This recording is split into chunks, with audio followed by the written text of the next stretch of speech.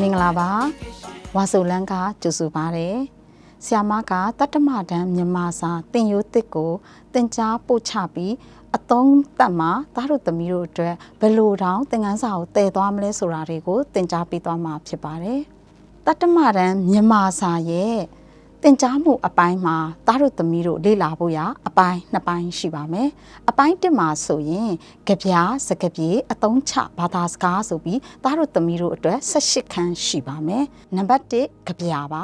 နံပါတ်2စကားပြေပါစကားပြေမှာဆ iam မတို့4ပိုင်းထပ်ပြီးတော့ခွဲပါမယ်တုတ္တယတ္တစကားပြေပါမယ်ဝတ္ထုပါပါမယ်ပြဆက်ပါပါမယ်ယတ္တစာရန်ပါပါမယ်နံပါတ်3မှာတော့အသုံးချဘာသာစကားပဲဖြစ်ပါတယ်အသုံးချဘာသာစကားမှာဆိုရင်တိုင်းရင်းသားစကားပုံတွေပါမှာဖြစ်ပါတယ်အပိုင်း2မှာဆိုရင်မြန်မာသရာပိုင်းပဲဖြစ်ပါတယ်မြန်မာသရာပိုင်းမှာဆိုရင်အခန်းကြီးအနေနဲ့2ခန်းရှိပါမယ်1မှာအထူးပြုအစုဖြစ်ပြီးတော့နာမ်အထူးပြု9မျိုးပါဝင်ပါမယ်နံပါတ်2ကရိယာအထူးပြု5မျိုးပါဝင်ပါမယ်နံပါတ်ကြီး2ဖြစ်တဲ့ဝကြရိုးမှာဆိုရင်3မျိုးပါဝင်မှာဖြစ်ပါတယ်။တရားပိုင်းမှာတွတွန်ကြဲကြဲလေ့လာဖို့အတွက်သားတို့သမီးတို့လေ့လာရပါမယ်။သားတို့သမီးတို့ဒီ21ရာစုကျွမ်းကျင်မှုတွေကိုလေ့လာကြမှာဖြစ်တဲ့အတွက်အတွေးခေါ်ပါရပါမယ်။အခြေခံသည်အတွေးခေါ်ဖြစ်ပါတယ်။ 21st century skill တွေရှိလာရမှာဖြစ်ပါတယ်။ဒါကြောင့်အသိပညာတွေကိုယ်ရည်ကိုယ်သွေးတွေကျွမ်းကျင်မှုအသစ်တွေပြုလုပ်နိုင်တဲ့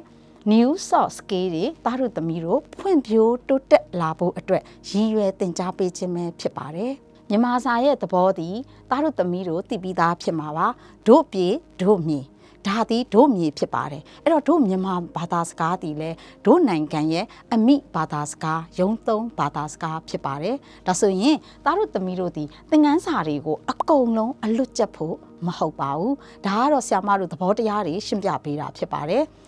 သင်ခန်းစာတွေကိုကိုယ်တိုင်ဖတ်ရှုတတ်ရပါမယ်။အဖွဲ့လိုက်လုပ်ငန်းတွေဆောင်ရွက်တတ်ရပါမယ်။ပေါ်ပေါက်လာတဲ့ပြဿနာတွေအခက်အခဲတွေကိုတူညီပူးပေါင်းပြီးတော့ဖြေရှင်းကြရပါမယ်။ဒီခါမှာစဉ်းစားတွေးခေါ်မှုအသစ်တွေကိုဖန်တီးတတ်လာမှာဖြစ်ပါတယ်။ဒါပေမဲ့လိုအပ်လာပြီဆိုရင်တော့လိုအပ်တဲ့စာလေးကိုတော့မှတ်ယူတတ်ရပါမယ်။ဒီခါမှာလက်တွေ့ဘဝမှာသားတို့သမီးတို့သည်ပြန်လဲအသုံးပြုတတ်လာမယ်။အရန်ကိုတန်ဖိုးရှိသောမိခင်ဘာသာစကားမြန်မာစာပဲဖြစ်ပါတယ်။ကြိုတင်ပြင်ဆင်အောင်ပွဲဝင်ဖို့ဝါဆိုလန်းနဲ့စာလုံးနေကြပြီလား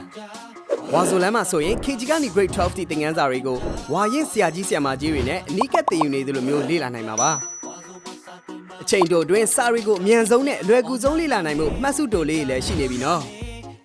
သင်ခန်းစာတွေလေ့လာပြီးတိုင်းလေ့ကျင့်ငယ်မေးခွန်းတွေကိုလည်းဖြေဆိုနိုင်လို့စာလေ့လာတဲ့အခါမှာပိုပြီးထိရောက်တာပေါ့။မေလ1ရက်နေ့မှစပြီးအတန်း15လစာဘာသာစုံကိုဈေးနှုန်းသစ်39,500ကျပ်နဲ့လေ့လာနိုင်ပါပြီ။အခုပဲဝါဇလန် Page Messenger ကနေအမြန်ဆုံးဝယ်ယူထားလိုက်တော့နော်။